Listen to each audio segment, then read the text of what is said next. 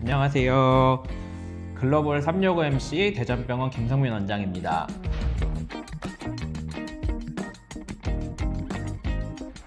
지방흡입 수술 받기 전에 궁금하시고 걱정되시는 부분이 많으실 텐데요. 지방흡입 상담 시에 가장 많이 물어보시는 질문 탑5 오늘 솔직하게 대답해 드려보도록 할게요. 지방이 얼마나 나올지 예상할 수 있나요? 지방량은 저희가 우선은 기본적으로 잡아보는 핀치 테스트와 초음파로 지방층의 두께, 그러니까 지방이 얼마나 깊이까지 있는지 확인을 하긴 하지만 실질적으로 지방이 일정하게 있는 건 아니어가지고 정확히 예상을 하기는 좀 어렵습니다. 그래서 많은 경험을 통해서 이제 경험으로 알게 되는데요. 사이즈가 작은 경우일수록 저희가 좀 예상을 하기가 쉽고 사이즈가 커지면 커질수록 사실 부정확해지고 맞추기가 어려운 경우들이 많습니다. 근데 중요한 점은 지방이 얼마나 나오느냐는 사실 중요한 점은 아니에요. 기본적으로 남기는 두께가 훨씬 더 중요하다고 생각하시면 될 것 같습니다. 그래서 가장 얇게 그러나 가장 부작용이 적게 지방을 뽑아내야 되는데 저희들은 평균적으로 지방층, 고층을 0.5에서 0.7cm 정도 남기고 동일하게 뽑아내고 있다라고 생각하시면 됩니다. 지방흡입 수술할 때 수면 마취로 진행하나요? 전신 마취와 차이점이 무엇인가요? 일단 기본적으로 전신 마취와 수면 마취의 차이점은 전신 마취는 의식, 감각, 운동, 반사 등 모든 것들을 이제 소실시키는 것이라고 생각하시면 되시고 수면 마취는 의식만 소실되는 거라고 생각하시면 돼요. 그래서 호흡은 고객님께서 스스로 하시게 되시는 거고 전신 마취는 이제 근육에 힘도 없어지기 때문에 기도삽관이라고 해서 여기 산소줄을 꽂아서 호흡을 기계로 하게 되는 것이라고 생각하시면 될 것 같습니다. 그렇기 때문에 회복이나 이런 것들이 전신 마취에 비해서 조금 더 빠를 수 있다라고 생각하시면 돼요. 지방흡입은 기본적으로는 수면 마취로 진행한다라고 생각하시면 되실 것 같습니다. 부분 마취를 같이 진행을 하고 수면 마취도 같이 진행을 하게 돼요. 부분 마취만 하게 되면 고객님이 의식이 깨어있는 상태이기 때문에 통증이 어느 정도 좀 느껴지게 돼요. 그러면 더 많은 양을 흡입하기도 좀 어렵고 골고루 뽑기도 어렵고 접근이 어려운 부분도 있어서 고객님을 수면 마취 하에 진행하는 것이 가장 좋고요. 상황에 따라서 전신 마취로 진행하는 경우도 있어요. 사이즈가 좀 크셔서 체중이 많이 나가시는 분들 중에 기도가 확보가 잘 안 돼서 수술 중에 숨을 잘 못 쉬게 되는 경우들이 있거든요. 그런 경우에는 전신 마취로 진행하는 경우도 있습니다. 지방을 빼면 다른 부위의 지방이 쌓인다고 하던데 사실인가요? 지방을 뺀다고 해서 다른 부위에 지방이 쌓이는 것은 아닙니다. 이제 지방흡입 수술 이후에 체중만 유지해 주신다면 그 라인 자체를 유지하실 수 있고요.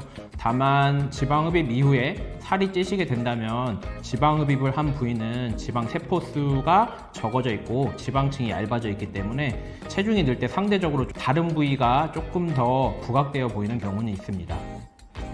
수술 후 요요가 오지는 않나요? 수술 후 요요는 오지 않는다라고 말씀드릴 수는 없습니다. 지방흡입 수술이 체중을 줄여주는 수술은 아니고요. 체형을 변화시켜주는 수술이라고 생각하시면 되는데 지방의 무게는 물의 무게의 3분의 1 정도밖에 되지 않기 때문에 지방흡입을 한 3000cc 정도 하신다라고 생각했을 때 몸무게 변화는 1kg 정도밖에 되지 않습니다. 그래서 고객님께서 체중만 유지해 주신다면 영구적으로 라인은 유지할 수 있다라고 생각하시면 되실 것 같고요. 그러나 체중이 늘게 되면 약간의 부피감이 늘어나실 수는 있긴 합니다. 그러나 이제 저희 병원에서는 수술 후 관리와 식이 상담 그리고 약 처방을 통해서 관리해드리고 있기 때문에 너무 걱정 안 하셔도 될 것 같습니다. 수술 후 탄력이 떨어지거나 울퉁불퉁해지지는 않나요?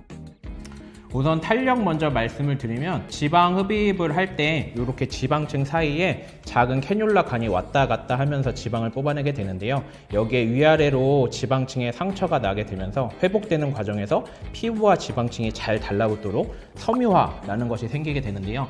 그것들로 인해서 고객님이 직접 체중 감량을 해서 부피를 줄일 때보다 훨씬 더 이제 피부가 자연스럽게 달라붙는 효과가 있습니다. 그래서 탄력 자체가 떨어진다라고 말씀드리긴 어려운데요.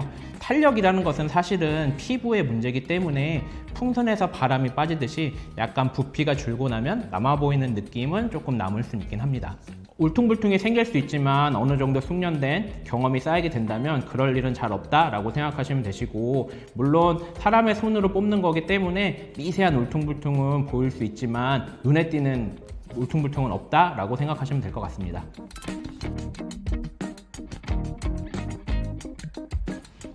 지방흡입을 고민하시는 분들께는 사실 저도 지방흡입을 받았고 저희 어머니도 제가 직접 해드렸고 제 지인들, 가족들 좀 많이 해드렸거든요. 그 수술방에 같이 일하는 저희 직원들도 대부분 지방흡입을 하셨어요. 그래서 저희가 가장 가까이서 보고 가장 많이 경험을 함에도 불구하고 저희가 진행하는 것들은 그만큼 안전하고 쉽고 빠르게 라인 변화를 만들 수 있는 방법이기 때문이거든요. 그래서 너무 고민 많이 하지 마시고 직접 내원하셔서 상담 받아보시고 빨리 결정해서 진행하시는 게 좋을 것 같습니다.